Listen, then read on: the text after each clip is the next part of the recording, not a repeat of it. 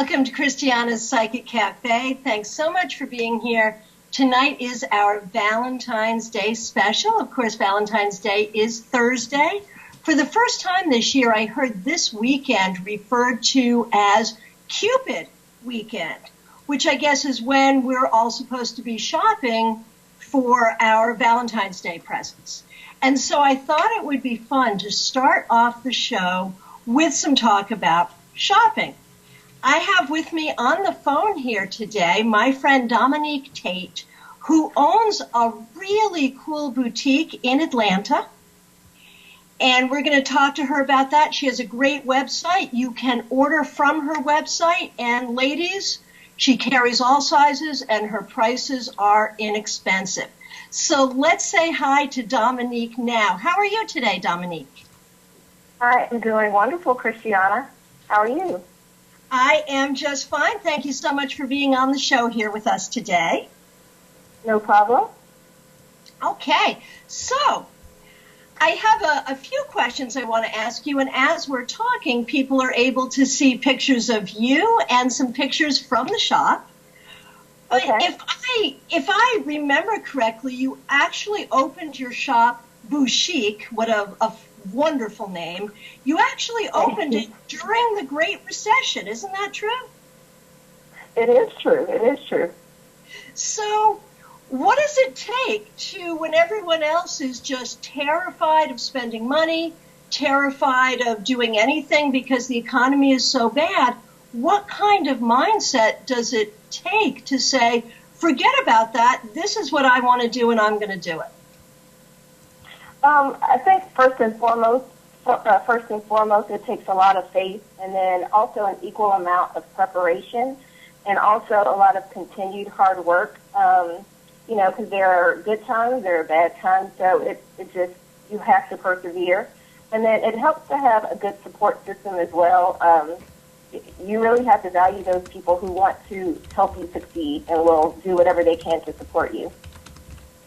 That's brilliant advice, and I know a lot of people who watch this show are entrepreneurs like you or like me or want to be, and that's one of the reasons I wanted to have you on the show, not only to let people know about what you're doing, but also to give people the idea that there really is no bad time to follow your dream. And I guess that's another question I have for you.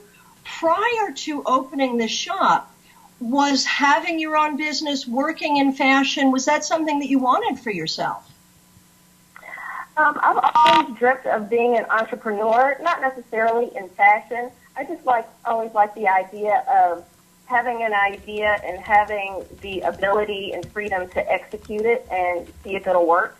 In 2005, I started a line of children's T-shirts and onesies, and really all I did to start that, I thought I had a good idea, and I talked to my mother about it, and I said, do you think this is something that people would want?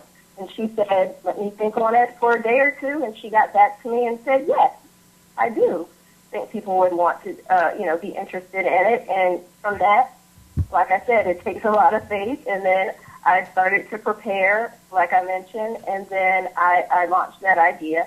And really, that is what is the joy that you really get out of it, having an idea, bringing it to fruition, and seeing people like it. Absolutely. Absolutely. Now, here's a question. What you do is fashion, and of course, a lot of people just go to the big box department stores for fashion. They're shopping at Macy's, they're shopping at JCPenney. What separates a small boutique like yours from that? How do you compete with them? How do you stay viable when it's such a different thing? How does that work for you? Well, we actually don't try to compete with the big box stores. We try to offer a totally different retail experience where we carry items that hopefully you don't find at any department store. But like you mentioned, we have great prices, so we try to find what we call affordable luxury. And we also try to focus on unique items. I don't think I mentioned this yet, but we try to support up-and-coming independent designers. So those are the things that we try to carry versus things that you might find in a Macy's or a JCPenney. And then as well, we try to offer extraordinary customer service. Excellent. And, you know, one thing that surprised me, I actually had an experience this summer where I was doing psychic readings on a regular basis to promote a pop-up shop that was supporting emerging designers, but they were pricey. It was a great gig. It was a lot of fun, but they were seriously pricey. How do you manage to do this and keep the prices so low? Well, that is something that we run into a lot, that the independent designers, because they are producing on a smaller scale, a lot of times their prices are a lot higher than, you know, things that are mass produced. But we just try to find things that we think would move well in our store, that would be a good fit, and that we are able to sell at a good price. So there are a lot of things, unfortunately, that we do have to pass on carrying because we just think that it's a little bit too expensive. And we price things where we ourselves would be willing to purchase them, not any higher. So, you know, we are regular women, you know, and so we're not, you know, spending $300 on a bag or a pair of earrings or, you know, something like that all the time. So we just try to price things where we think the everyday woman could afford it. But, you know, like I said, supporting independent designers, so it's something a little bit more special. Do you have a favorite emerging designer, someone that you'd like to tell us about? There are a lot of talented people out there. That's one thing I can say that I have learned. Some of the brands, the smaller independent brands that we've carried that I really like the designs, Nostalgic Boutique is a woman named Rebecca Turley. She's out of Arizona. She makes some beautiful items. And Bree Seeley out of Washington State. She has some really hot stuff. As well, Doreen Hakem, she makes some very unique handbags, and she's out of New York. And then locally, Fabulina Designs makes some fabulous jewelry. Beautiful. Now, we actually have a question in the chat room. It may be sort of hypothetical, but I'd love to get your take on this. Okay. Yeti says, didn't most of the great designers start out doing something similar to what you're doing, to what the designers you're working with are doing? Do you think it's possible? And now I'm adding to this. That's what Yeti said. But I'm adding to it, and I'm saying, do you think it's possible that you could be responsible for launching a great designer, or that boutique could really become, you know, something of an icon in the fashion industry? Is that something you're hoping for, or are you good just sort of helping people and paying the bills, or both? I think a little bit of both. We do allow independent designers to lease space in our store because, as I mentioned, when I had my line of children's T-shirts and onesies, I actually did have it in a store for a short period of time locally, and in that very short period of time, some of the designs sold out. And that's when I had the thought that, oh, if people can see it and touch it and easily gain access to it, it will move a lot faster.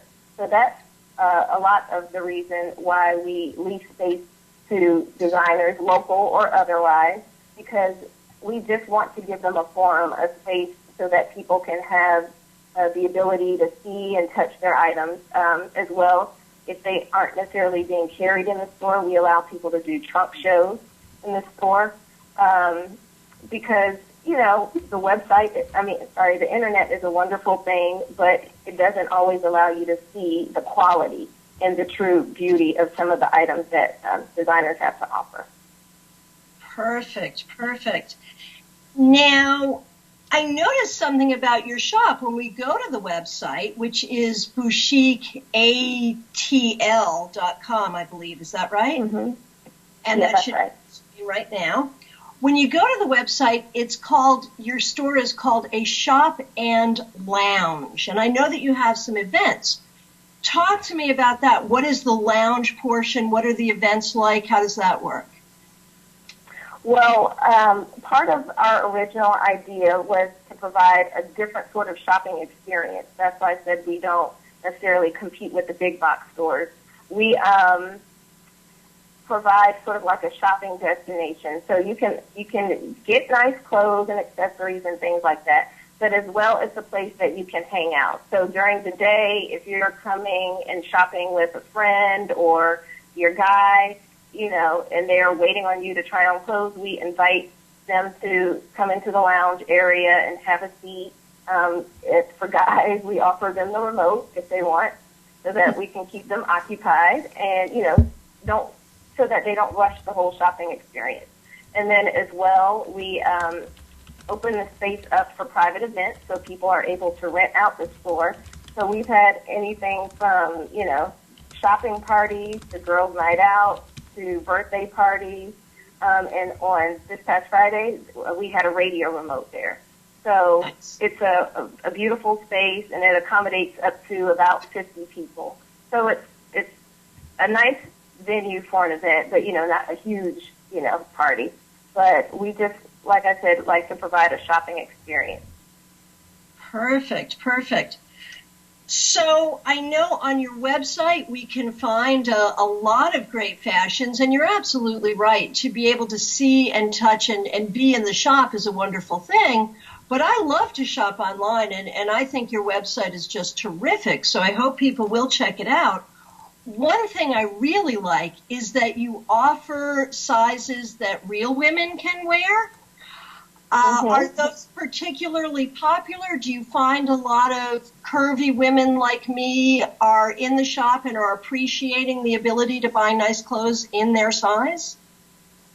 Well, I think that first and foremost, you know, we weren't initially carrying plus sizes. We do go up to a size 3X.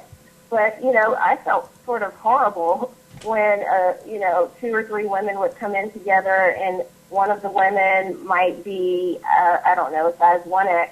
And, you know, she just sort of is left to wait around, you know, just look at earrings or something while her friends are trying on clothes. And so we talked about it, and we were like, we just have to find, you know, we have to start carrying sizes that can fit, you know, almost anyone. So that's why we expanded the selection. So we carry extra smalls up to 3X. And initially, when women, even now, excuse me, walk into the store, we hear a lot, oh, you don't have anything for me. And, you know, we're like, sure we do. And, you know, we direct them. But the perception when they walk in is that because we're a boutique, because, you know, we're smaller, we're specialty, that we don't have a size that will cater to them. So, you know, it's all about educating the customer. And, you know, we get a great feedback from everyone about the fact that we do carry plus-size clothing, but we do need help spreading the word because many people just aren't aware. Right, right, absolutely. So one final question for you, Dominique. What would you say the fashionable girl is going to be wearing on their Valentine's Day date next week? Well, you know, of course we have to follow trends and stuff like that just because, you know, we're in the retail business. But I personally am a big fan of comfort and wearing whatever makes you feel sexy instead of trying to, you know, adhere to whatever the trendiest thing is going on now. But if you are interested in, you know, knowing what the hottest thing is, I think specifically for Valentine's Day, lace is in. And, of course, a nice bold red lip. You can never go wrong with that. Wow, that is terrific. Dominique, I want to thank you so much for coming on the show tonight, sharing a little bit about what you're doing, and really inspiring all of us that if you have a dream and you want to do something, there is no bad time to do it. I wish you the best of luck. I want everyone to go visit the website, boutiqueatl.com. And if you happen to be in Atlanta, make sure you go meet my girl, Dominique. Thank you so much, Dominique, for being here with us. Thank you, Christiana, and congratulations and good luck with your show. Oh, thank you so much. I really appreciate it. So, okay, no problem. Take good care. So All right, thank you. Thank you so much. I hope everyone enjoyed my conversation with Dominique. And I hope those of you who are just starting businesses or interested in starting businesses are as inspired as I am by what she's doing. Now, tonight, I promised you a lot of special stuff. And the next thing I'm going to share with you is a lip print reader. Thought that was good for the Valentine's theme. And I want to let you know, too, Robin Renee, who provides the music for our show, for the intro and outro, actually hooked me up with Ariana Lightningstorm. She is one of 7 lipsologists, that's the word, one of 7 lipsologists in the United States. And I really appreciate that. Most of the people I'm able to bring to you are people that I know because I know a lot of really cool people. But if you know someone that you think would be good on the show, please do as Robin Renee did and hook me up. Had she not done that, I would not have been able to share the next interview that's coming up. Now, this weekend, Ariana was unavailable. She's doing a show that she's going to be telling you about. So I caught up with her this week, and we had a wonderful conversation. I think you're really going to enjoy her. And I was so excited. And some of you know, I really don't usually let people read for me. Primarily because, honestly, I read for myself. My students can read for me. That's intimidating for them, but it helps them. But I don't really seek out readings from other people. But I thought, wow, the opportunity to get a lip print reading? How awesome. So let's show the video of my interview with Ariana Lightningstorm, and you can see me getting my lip prints read.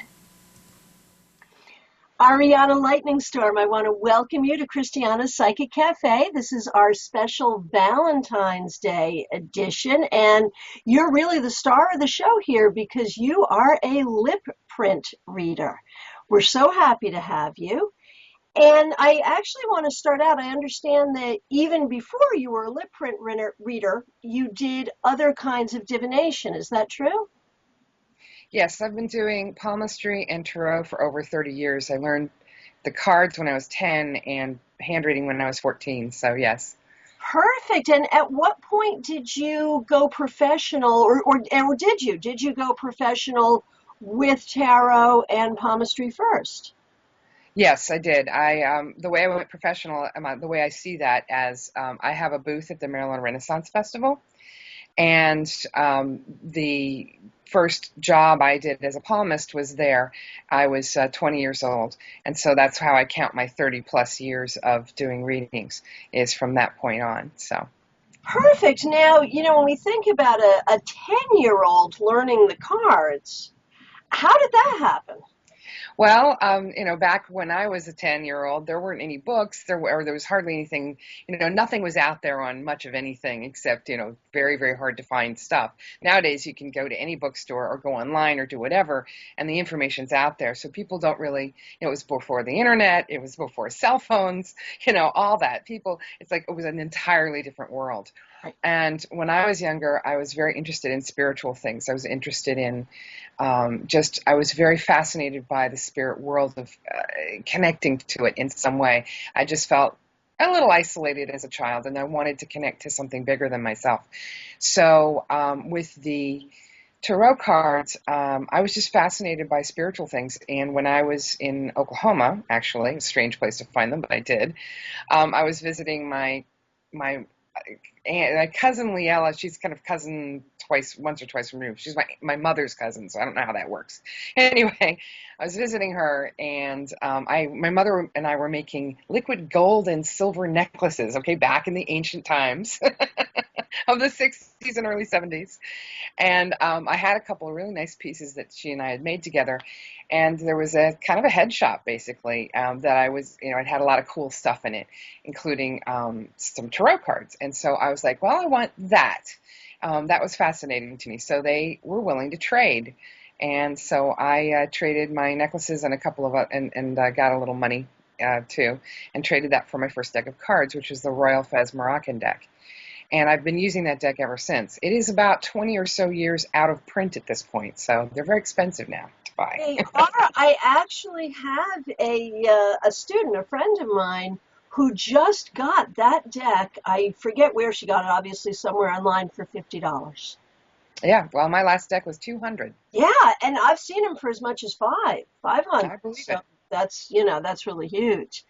It is. So, But they're very quality. I mean, the quality of the paper, the quality and the colors, it's that original four-color process where they went through the printer 4 times. right, right. And there just is something about that kind of quality make. And, they don't shred like the cards that they make nowadays. Right. I've got this card deck that I've been using for a really long time that's still usable. I mean, like 25 years, a long time.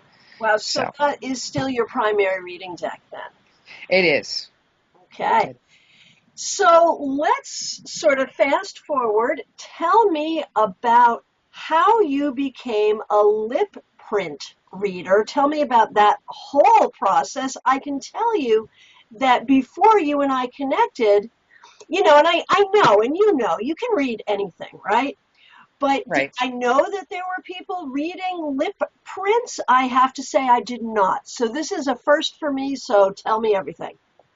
Well, the person who came up with this system is Jilly Eddy, and she's amazing. She's just this wonderful, wonderful lady who lives out in Washington State. There was an article about her in something I got. I don't know if it's through the internet or whatever. I couldn't find that original connection, so I'm not sure how that happened. So I went to her website and contacted her and said, "Do you teach?" And she said, "Yes." So what intrigued me was the idea of something that's fun. I mean, the idea of putting lipstick on makes people smile.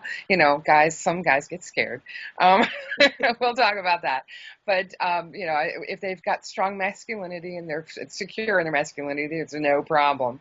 But anyway, Jilly was just a wonderful person. She talked to me about what my perspective is about readings in general, and she interviewed me quite thoroughly before she decided to teach me.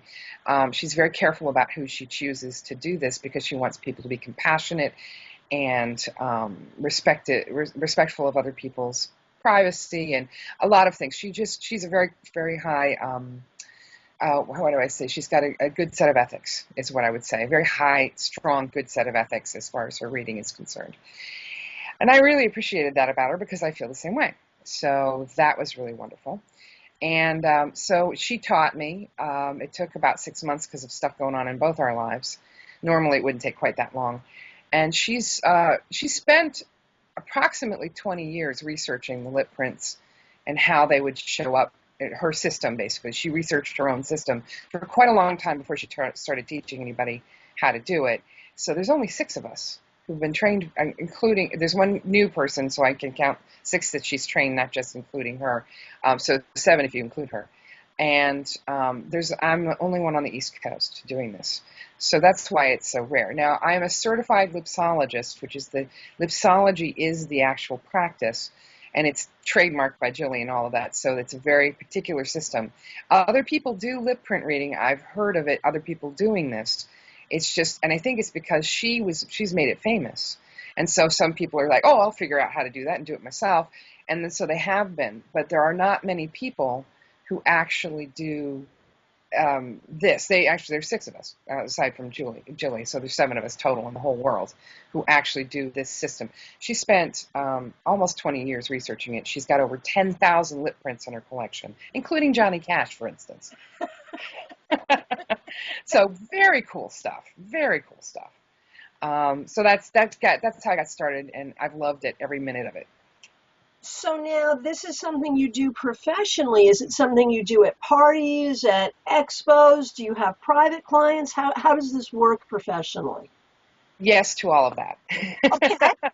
Okay. And I just discovered something I did not know, which is that you can do this at a distance. Yes, you can. Before we started the interview, you had me create some lip prints and photograph and email them to me. And in a few minutes, we're going to ask you to do my reading. And I'm very honored that you're willing to do that. Oh, absolutely. Now, a couple of questions. First of all, when you do professional readings now, is it just the Lipsology? Do you also mix in tarot, palmistry? Can people choose? How do you work that? What's your menu like? In private readings, they can choose whatever they want. That's palmistry, tarot, handwriting analysis, and Lipsology. Those are the 4 things I do. And so a private reading, I can do it all. But when I'm doing a party or a corporate gig or a private party or whatever, everyone wants everything. And so unless the person who's running the event wants me to spend like 15 minutes with every person sitting down with me, which usually they don't, Right. then I need to do all, just one thing. So Lipsology, I like to do Lipsology because the thing I find about that is with people who want to know the future, they are not afraid of looking at cards or hands or whatever. There's no issue there. But people who are afraid of the future or who are like, I don't really want to know. I hear this a lot at the Ren Fair as they're walking by. I'm like, I won't tell you. My lip print reading doesn't have to be about the future. As a matter of fact, very little of it is about that. It might show a trend or a situation you're in that you're dealing with that is about what's going to continue to happen until you're resolving it. But it's not, it's not predictive in that way. It's like there's some things you can say, well, if you don't change this, this is not going to, go well for you. Or if you do change this, this is going to go really well for you. There's a couple of things in the lip prints you can look at that way. Otherwise, though, it's not a predictive thing, which is why I like to work with all these different systems. The palms tell you the broad strokes, the big picture, all of that. Now, if you're using psychometry or psychic reading, you can do a lot more with the palms, but the actual information in the details of the hands is not as detailed as, for instance, a tarot reading could be. So I like to use all of these different systems for different reasons. So I'm happy to do them all. Oh, that's terrific. And you mentioned corporate gigs. I do a lot of corporate work too. And I imagine you would be very popular with the agencies just because you're such a unique offering. Yes, and it's just getting started because the word is just spreading. So the more people who know about it, the better. And of course, I have a couple of agents looking for jobs for me, as well as me sort of putting my name out. So I would be interested in hearing how you get your corporate gigs, because Well, a lot of it is word of mouth because it the is. agents all talk to each other. I'm here in Right. Florida where, they do these huge gala events.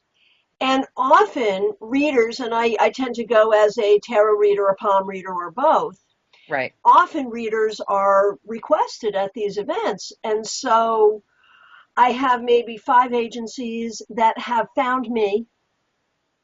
Oh, Mm-hmm. I know how this happened. I remember when I first got to town, I've only been here about 5 years. I Where's here? had a student who is a certified meeting planner. And during one of the lessons, she said to me, I'm going to this big event of meeting planners.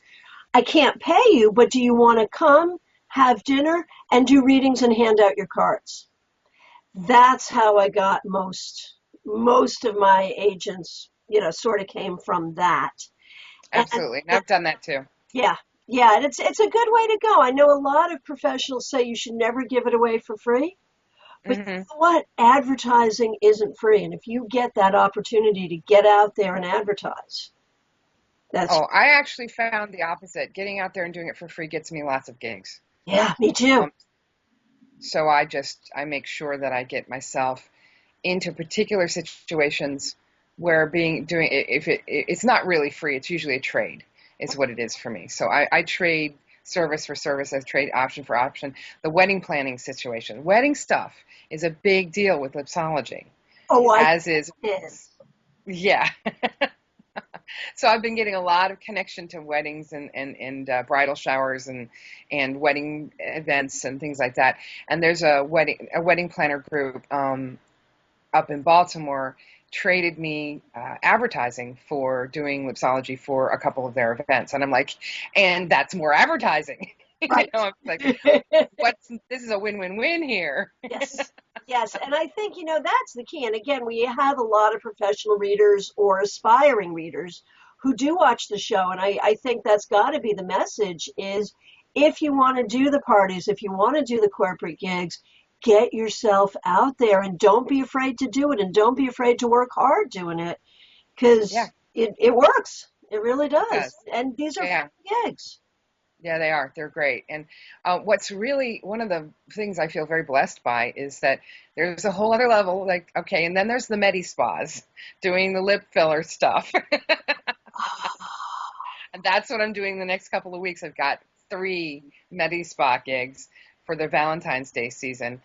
There's a gal who sells the medication to the Restylane specifically to the spas in the area and also medical facilities in the area who do filler stuff, and the FDA just approved Restylane for lip filler. And so now it's like something they get more insurance backup and such, so it's just a better thing for the spas. And so my gal who's taking the medicine to them and getting them, selling the medicine to them, is saying, you might want to do a lip launch, which I love that name. Lip launch, yay!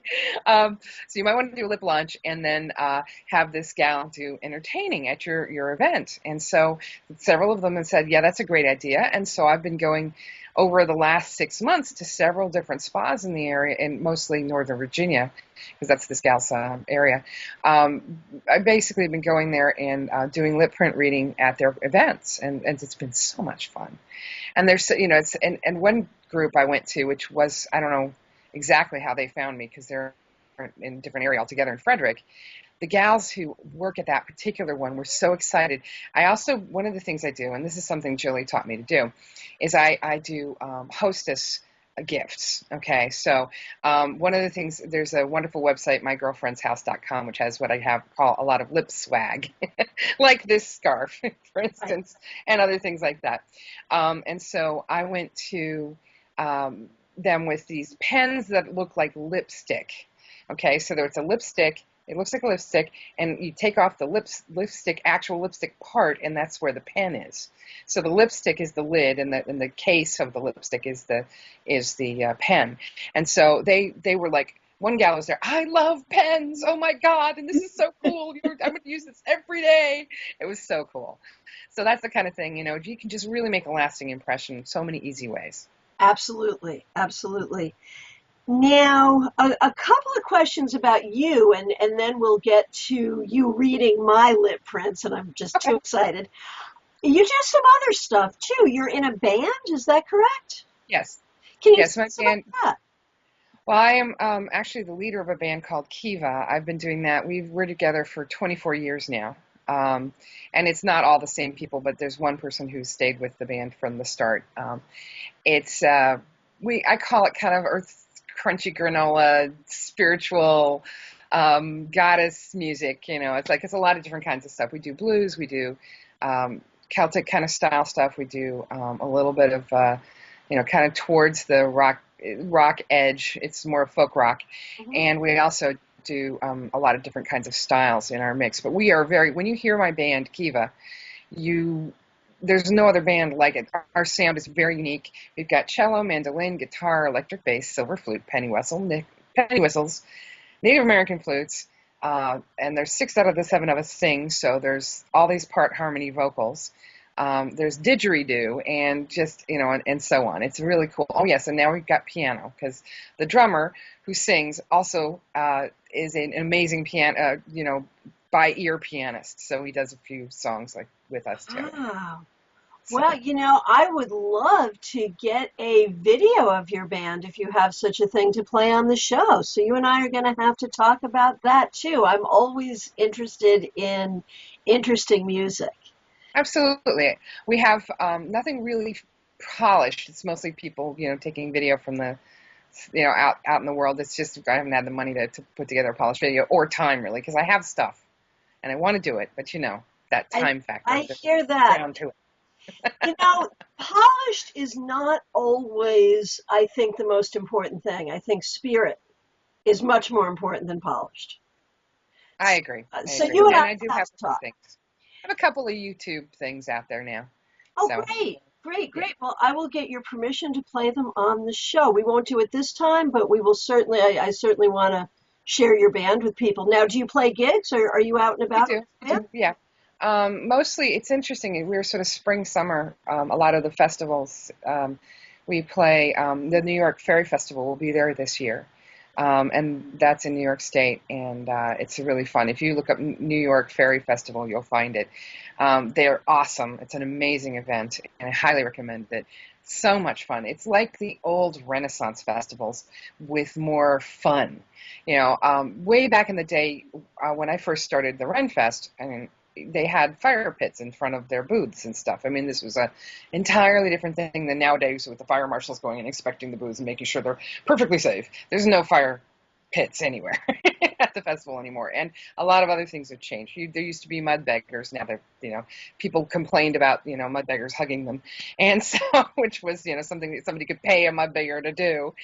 Go hug my friend. Oh yeah, and then they take pictures of the person going as they're getting hugged by somebody covered in mud, and things like that. But some people got mad, so they don't have those anymore, and that kind of thing. So it's gotten really kind of more commercial adventure and less of a really fun event.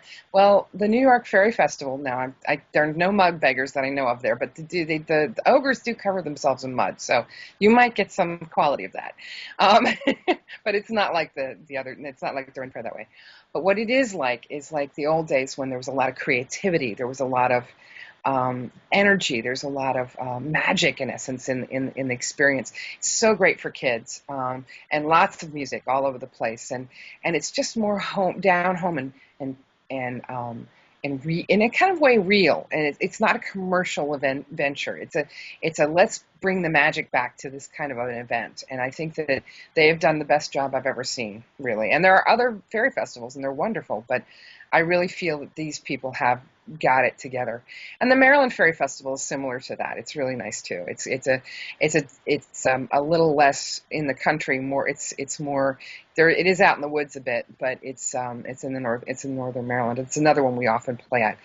That's the Maryland Fairy Festival, and we've played at that since it began. And they both have gone about the same amount of time. It's about four.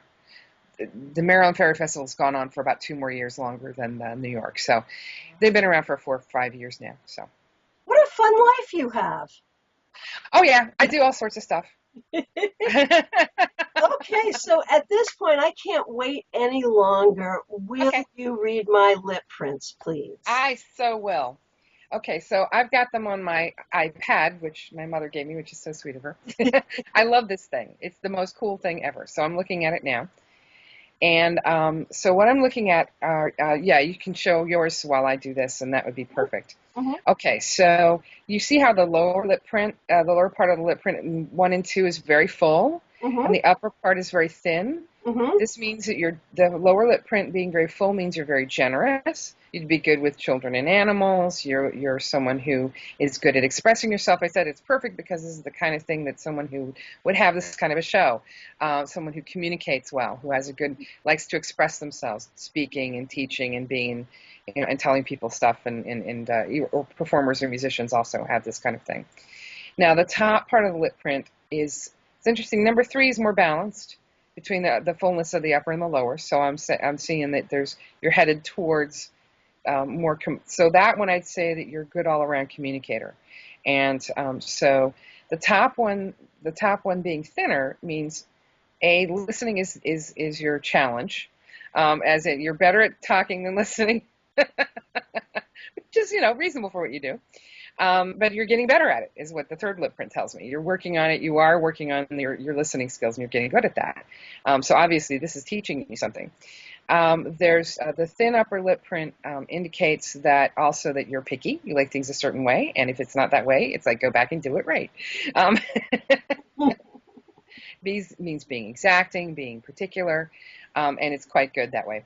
You have a strong hug pucker in both of these lip prints, and they're somewhat inside the upper lip print, the upper lip. See that kind of, it's like the part that comes down. Let's see if I can do it this way.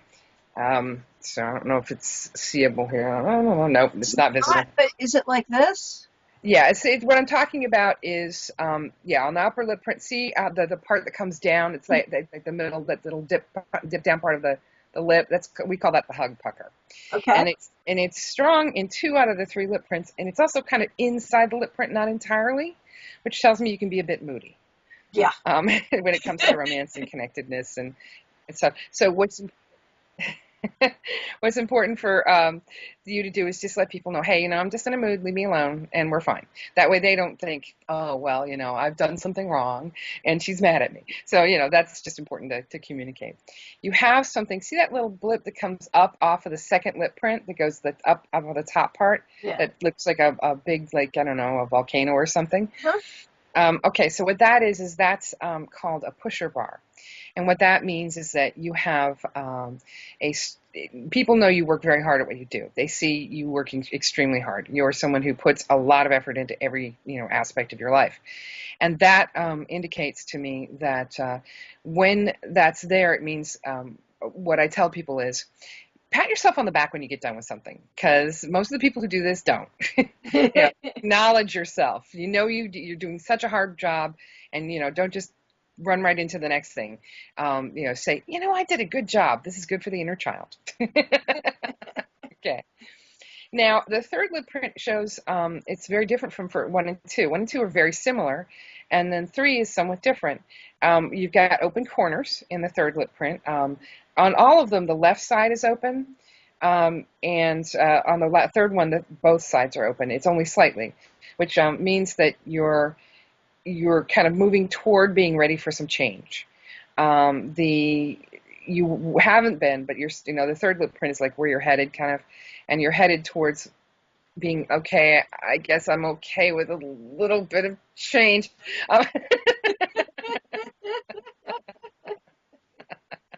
So there's that kind of thing. You've got also in all 3 lip prints, especially 2 and 3, what's called a gourmet lip split. It's not an extreme one, although it's doubled here. If you look at the bottom lip part of the lip print, you'll see these indentations in the center and then to the left of that. Mm-hmm. And that indentation is called the gourmet lip split. It means you're not a cheap date. But it doesn't all the time. It's like you're flexible. It's like sometimes PB&J is cool at home, but other times it's like if it's supposed to be fancy and nice and romantic, then it darn well better be. Heck yeah. So you've got you care and you're picky, and you could even be a foodie, at least a little bit. I am. Okay.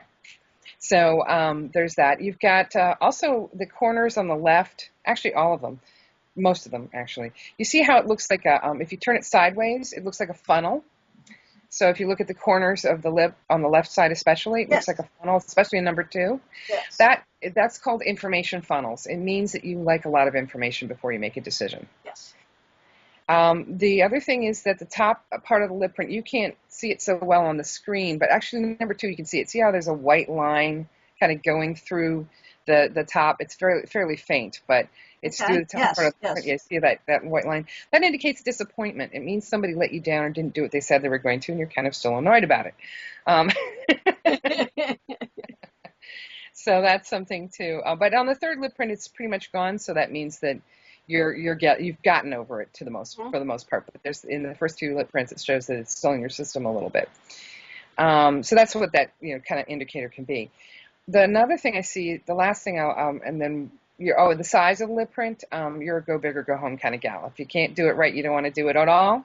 Right. And it's basically, think big, you like to do big projects, but you have to have the materials, the time, etc. to do it, or you're not going to bother.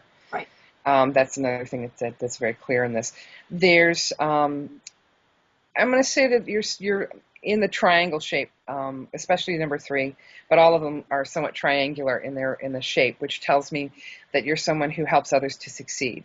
You recognize people's skills and abilities. You're able to help them to see it in themselves, and this is something that teachers, therapists, healers, other people, they do have this ability to do. They see what a person's capable of, sometimes better than the other person sees it. So it's important for you to basically communicate that to people, which obviously you do in what you do. And then there's, and the third lip print especially on the bottom, you see how it's really dark red right at the very bottom of the lip, Yes. like an edge, like a line? Yes. That's an indicator to me that you're getting kind of overwhelmed with stuff from home. There's a lot of work going on, there's a lot of intensity, there's a lot going on, and it's not to a major overwhelm yet, but definitely like give yourself breaks and take care of yourself because you're headed towards some overwhelm here. And it's all about it's not so much your public life, it's more on the other side of it. That you just have a lot going on, and it's important to ask for help and get support, because that's something that's showing up in your lip print to say, hey, can I get some help with this? Would be a good thing to ask. So that's, the color, the intensity of color, it's good. The third one's a little paler. Again, you're just running out of steam, so it's important for you to get some support and help. And your energy level is kind of starting to crash. So do take care of you. Looking at your signature, your public self, people don't know you all that well in public. It's if I'd had you print your name, then I would see which are like on the private side. But you have this little, almost a star kind of shape on the T. So you like your name, and you like to shine. And you like to be like you're showing up. People see a nice little show. But the real you is, the private you is not the public you. You're not the same person in private and in public. You basically don't share your private stuff with public people, which is reasonable. And, the date just will help you to see this is where you are today. This is with handwriting analysis as well as lip prints. It's about who you are right now, what you are right in the moment, what's going on for you now. It's not necessarily all about your past, although whatever the past was, will show up to some degree if it's still present in your current situation. It's not so much about your future unless you don't change anything, or unless you're just. It's kind of you might look the same way tomorrow to some degree, but there's always going to be changes. It's really about it's like a brain print, like handwriting is, of the now, of the right now. Sometimes I can see things like injuries or physical stuff too. I don't see a lot of that there, but there might be something going on with your lower right quadrant, according to what I'm seeing on the lip print. So that would mean the waistline down on the right-hand side could be a hip, could be a knee, could be a foot, but there's some. Right. Yeah. So that's another thing you can tell. The right kidney, and to this day, the scar still, and this was many years ago, very successful donation, but to this day, the scar is still huge and painful. Wow. Yeah. Well, if you know some energy healers, yes. may want to have them work with you, and you may want to do some looking at what your thoughts are about that, and seeing how that's affecting what you're thinking, or what's going on with your body.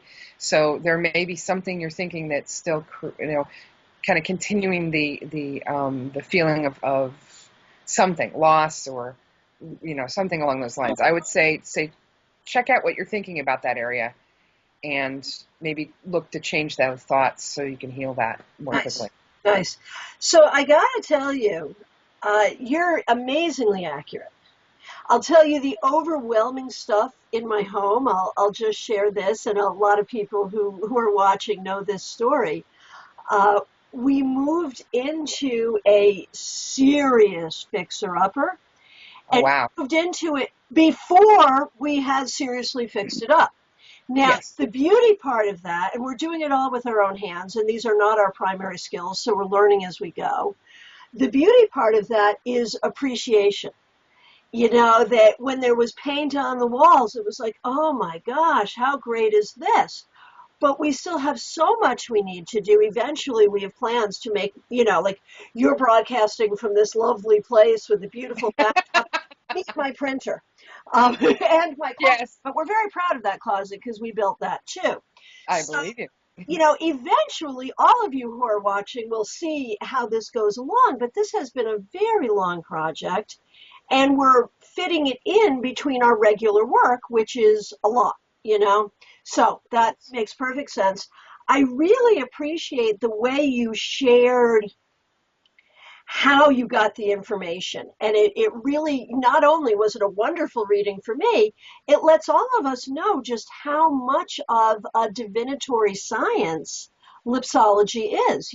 This is clearly as, how do I want to put it? It's clearly got that educational, intellectual piece, symbolic piece that tarot does, that palmistry does. And Right. I love your delivery. I love the way I'm so thrilled. Thank you so much for that. Now, clearly you can do this from a distance.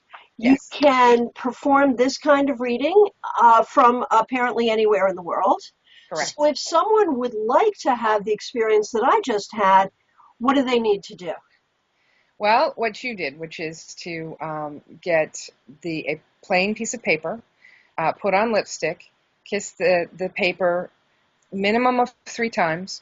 I recommend reapplying the lipstick between kisses so that if it does pale out, it's not because you just didn't, got paler and paler as you went.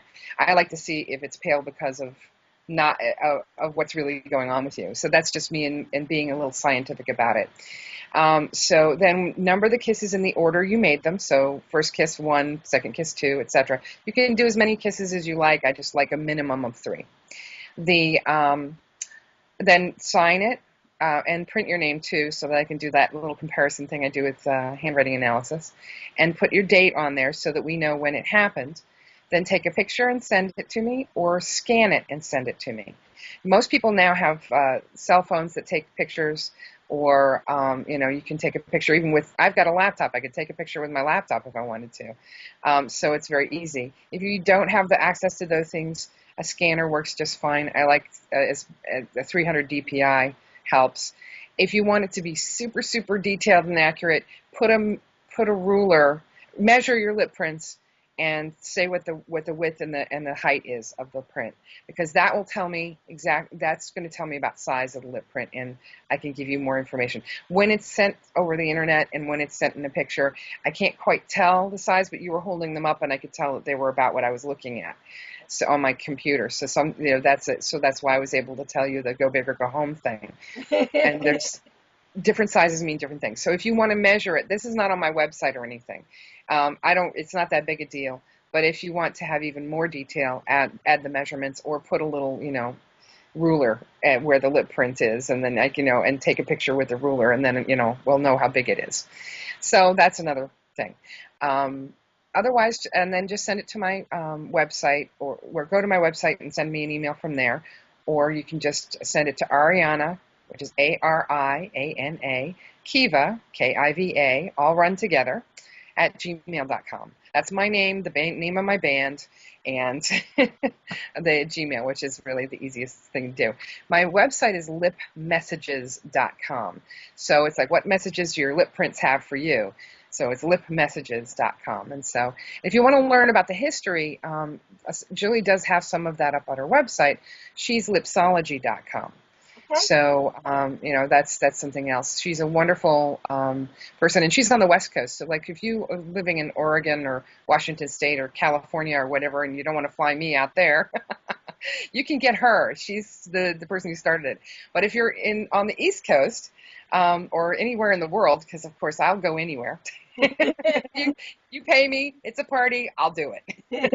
Okay. It's like, I'll go anywhere. And I'm about to go to the She Columbia conference in Columbia, South Carolina. That's next weekend. I'm going to be there doing Lipsology for their opening party. It's wine and chocolate, and a singer from the one of those TV shows that does, that's about musicians becoming famous. And she's going to do a performance that night too. So it's going to be a big party, and I'm going to be down there in South Carolina. So people will fly me to events to do this. And this is in the first 2 years of doing it. So I'm looking very forward to how this goes. Well, and it makes sense, since there's only 7 of you in the whole world. Correct. And I mean, one thing about being a tarot reader in that regard is we are a dime a dozen. Now, good tarot readers, not a dime a dozen. That's a fact.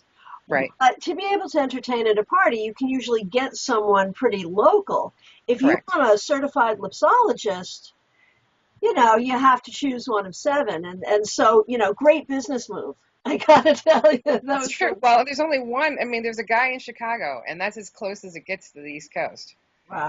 Everyone else, Arizona, Washington State, over that direction. So far, though we are going to start teaching, all of us, and that's in the plan. We're going to start a whole system of teaching. Jilly's going to put out a book sometime soon, and she's also got a manual, but the book's going to talk about the history and get the interest in it. And our plan is to be prepared to then teach, so that people aren't going to go, oh, I read the book and now I'm a lipsologist, which we're going to actually certify people. And it's going to be, we want to keep the quality of this as high as what you just experienced and higher. So perfect.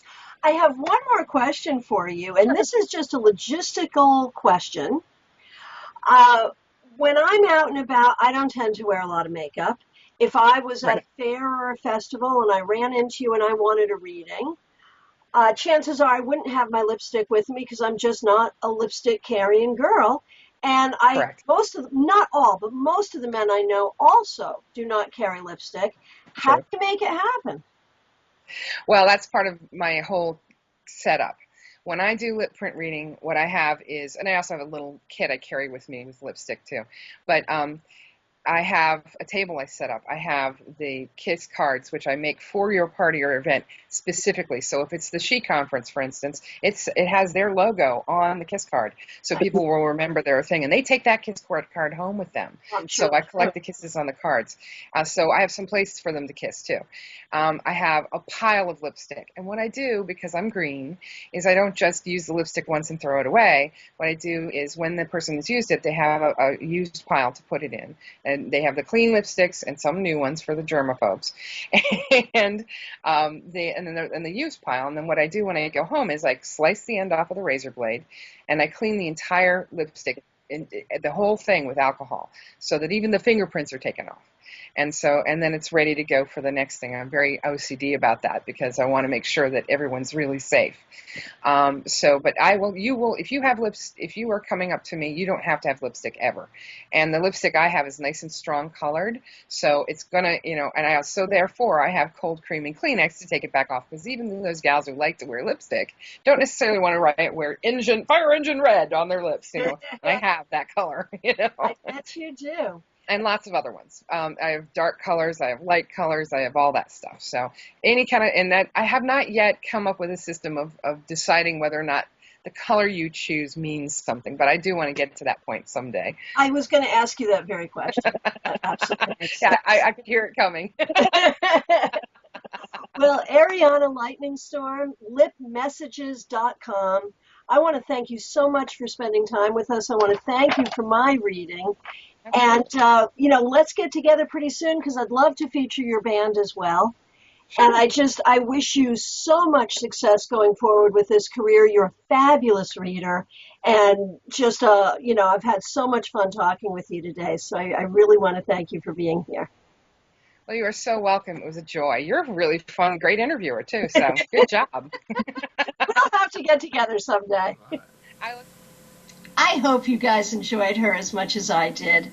I don't think the only other time I've ever let myself be read publicly was on the radio by Doreen Virtue when I was interviewing her. It's a rare occasion, but what a lovely lady. And again, I hadn't thought about this really, but tonight's show has really given us some ideas about how entrepreneurial business can work. Talking with Dominique about her boutique, and then looking at Ariana, only 2 years into lip print reading, doing extraordinarily well, really enviably well. And I think, too, I'm very interested in the fact that this is a divination method, obviously very accurate. She got me so strong. I was so impressed with that reading of me. It was extraordinarily accurate. And this is a divination method that someone in our lifetime invented. Most of the divination methods we use are ancient. Tarot is young at 500 years old, and as a divination method, even younger than that. If we look at things like palmistry or working with a pendulum, we're going back thousands and thousands of years. Isn't it interesting that new, accurate divination methods are being invented? Maybe one of us will invent one day. Now, before we say goodnight, I just have a few more things I want to do. And at this point, the phone lines are open. 615-692-1261 if you would like to call in for a Valentine's Day reading. If you have questions about your love life or questions about anything at all, go ahead and call in. But I would like to speak just a little bit about Valentine's Day. One of the things you may have noticed about me is I am fascinated with the origin of our holidays. And I think that's because even our secular holidays like Groundhog Day or Valentine's Day seem to have spiritual roots. And Valentine's Day actually comes to us where most of our holidays come from, a combination of the Catholic Church and paganism. Now, from the research I've done, and maybe you've learned some other things, but here's what I've learned. There are as many as 3 Saint Valentines from medieval times. All 3 of them were martyred. One of them, apparently, according to the myth or the legend, apparently there was a time when marriage was outlawed and he continued to perform marriages. So he really became the saint of love. There's another story about a Saint Valentine who was imprisoned and wrote love letters to a woman that he loved, apparently the jailer's daughter. In one legend, he actually wrote those letters on leaves that grew outside of his window that were heart-shaped, and he signed them from your Valentine. Now, the pagan side of all of this, perhaps you have heard of the holiday of Lupercalia, celebrated on February 15th. This is an ancient rite of fertility, and this is gross, and my animal advocate friends, please forgive me for even telling this story. It's an old story, but it's interesting. The festival would start, and it looks like we have a call coming in. Do we have a call? Yes, this is Danica. Hi, how are you? Good, how are you doing? Good. What would you like to know today? I have some questions about an entrepreneurial venture that I'm participating in, and I'm just wondering if it's the right direction for me at this point. I'm not sure. Sure. Well, first of all, thanks for watching the show and thanks for calling in. And what a great question, given that this show really has sort of had a theme of entrepreneurialism. What a great question. So let's take a look for you today. I have to ask right off the bat, is there anyone in your life who is not completely supportive of your involvement in this venture? No, most people are fairly supportive. Okay, which is great. I just feel like there's going to be a lot of, your time is going to be at a high premium. And the people who love you, as supportive as they may be, may want from you the time that you're really going to need to spend on the business. So you have to find a way to show the people that you love them, but still put the time and energy into the business that it requires. So that is going to be one of your challenges. Let's call it balance, creating the balance between friends, family, and actually the work that you need to do. Now, when we look at the business itself, I actually see a great opportunity here. I think that there's a lot of reasons for you to do this. Now, is this a joint venture between you and some other people? No, I'm alone in this. All alone. Okay. Figure who your helpers are. And this is not saying that it's time to hire people or anything like that, but I do see a lot of people around you. And these could be people that could help you with getting the word out. These could be people that would help you maybe doing some pro bono work for you that you're going to need. Do not be afraid to ask for what you need. So when we talk about support from the people around you, on one hand, you know some talented people. They're happy to help you. Ask for what you need, get them to help you. On the other hand, you have people around you who love you and care about you and want you to be successful, but don't want to give up all their time with you. Be patient with them, but also be firm and keep a good balance. The big deal here, yeah. right? I think the idea is good. I think now is the time. My number one most important piece of advice to you is get the word out. Do the marketing.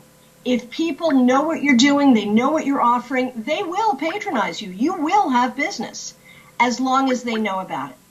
So when we talk about enlisting other people to help you, that's going to be a really important piece of the puzzle. Does that make sense?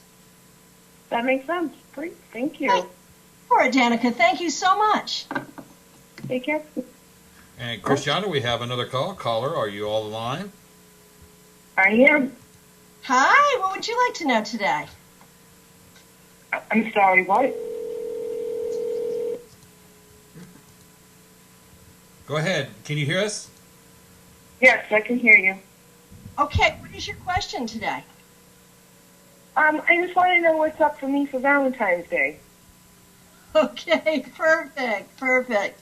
Is that sort of a roundabout way of asking a love life question? Is that what that is? Well, I don't really have a love life. But a lot can happen between now and then. A lot could, but here's the thing. I've got to tell you, when I look at you in general, you know, you strike me as the kind of person that no matter how difficult things might be in your life at any particular time, how difficult things in your life have been in the past, you just soldier on, that's the word, soldier on, and do what you need to do, and I really admire you for that. However, thank you very much. You see that in yourself, right? It comes and goes. I understand. I understand. And I have to say, when I look at you, I feel like you are carrying a lot of burdens. Some of those are your responsibility, things that you absolutely have to deal with. Some of those are things that you maybe take on emotionally or logistically or practically that really aren't yours. Okay. And you may need to do an inventory of that. How much of what you're carrying is really yours to do? You have a lot of responsibilities. There's no doubt about that. But I think you take on more, sometimes emotionally and sometimes in terms of what you're actually doing. I think you take on more than you probably have to or probably should. Just saying. And that is, when I look at you, I feel like you carry a lot of hurt from the past. I do not see you as a victim. I do not think you have a victim mentality. But I feel like your heart, in a way, is not really open to love. I think your mind is open to it, but your heart doesn't seem to be really open to it. And I think that's because there are so many responsibilities, there's so many burdens, and there is a lot of hurt from the past. So I think you need to do some releasing. You do need to do some letting go. Now, as a love life prediction for you, you know, the thing is this. You have a really good heart. You are a kind person. You're a sensitive person. You're a loving person. And I'm not sure that you have ever really had a situation in terms of being with someone who had the same kind of heart that you do. And when I look toward the future, I don't think it's immediate. As I said, you've got a lot on your plate. Everything will take time, and you have some healing you need to do. But I believe that ultimately you are going to find someone who has the same kind of heart you do. Okay. And at that point, you know, there's going to be a part of you that says, well, what took that so long? But there's another that's going to say, you know what? And this is one of my favorite expressions. Things of quality have no fear of time. It doesn't matter when it happens. It will be worthwhile. So right now, just try to be judicious about how you spend your energy and try to let go of the things that have hurt you so you can be open to something new and wonderful. Does that make sense? It does. Thank you. Thank you so much for calling. Okay, and I thank you all for calling. The number 615-692-1262. Please feel free to call in for your Valentine's Day reading if you would like to. And I was just getting to the really juicy about Lupercalia, a Roman pagan festival celebrated on February 15th, one of the origins of Valentine's Day. It would start with priests going to a sacred cave where they would sacrifice two animals. And what were the two animals? A goat and a dog. I'm so sorry to have to tell you that story. That's so sad. And here's the part that gets weird and gross. They would cut strips of the goat's skin, dip those strips in the sacrificial blood, and go through the town lightly whipping all the women that they would see and the crop fields with these strips of bloody goat skin. And the women loved it. Hey, baby, want to get whipped with goat skin? Oh, heck yeah. And this was considered to be a blessing.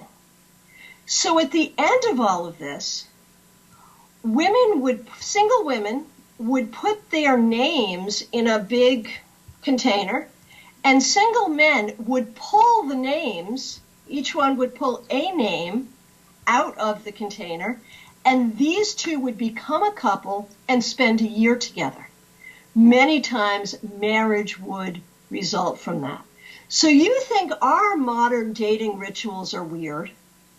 Lupercalia, where women are lightly whipped with fresh goat hide that's covered with blood and then randomly assigned to a bachelor for a year. You know, given what the divorce rates are in our country, one wonders. Maybe that would work, maybe it wouldn't. The other thing I want to say about Valentine's Day is Valentine's Day is the day of romantic love. But when we talk about love, there are so many kinds of love in the world. There's the love we have for our friends, the love we have for our family, the love we have for our higher power, the love we have for our country, for the planet, for our pets. Let's have this Valentine's Day be a day when we celebrate all kinds of love. Because you know what? Like attracts like. The more that we nurture love in our lives, the more love we will have. And that's what I wish you all for this Valentine's Day. Next week, I have a really fun guest. Her name is Kianga. She's a textile artist, very interesting lady. I think you'll really enjoy her. And we're going to do a lot of tarot stuff next week. We're going to continue the Valentine's theme with a journey through the Suit of Cups. And we're also going to do a discussion on the different kinds of tarot decks. So I hope that you will join me. I also hope you'll check out my webpage, tarotbychristiana.com. I'm available worldwide for phone readings and Skype readings. And if we're not friends on Facebook, why not? I want to thank you so much. Have a wonderful, wonderful week. I'll see you back here next week.